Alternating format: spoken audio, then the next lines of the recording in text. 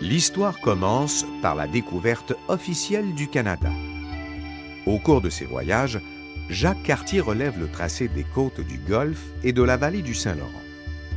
Il décrit ses habitants, sa faune et sa flore. Il se rend jusqu'à Hochelaga, l'actuel Montréal.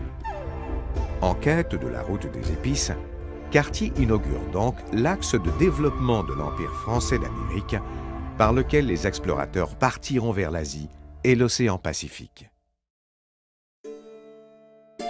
Lors du premier hivernage de Cartier au Canada, une terrible maladie frappe l'équipage.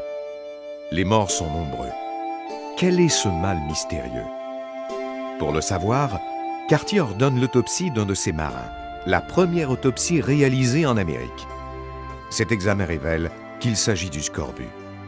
Traité par une décoction de cèdre blanc, le remède miracle des Amérindiens, cette maladie emportera tout de même le quart de l'équipage.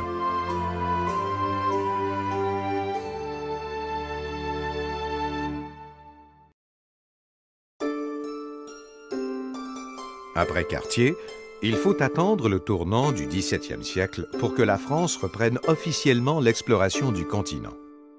En 1603, Pierre du Gars-de-Mont obtient du roi le privilège de la traite des fourrures contre l'obligation d'établir des colons. De Monts explore le nord-est du continent et fonde Port-Royal. Il souhaite véritablement établir une colonie en Amérique. Et c'est pour cette raison qu'il s'intéresse à la traite des fourrures. Les revenus lui permettraient de développer ce nouveau territoire. De Monts prouve que les colons français peuvent s'installer en Amérique et y vivre de l'agriculture.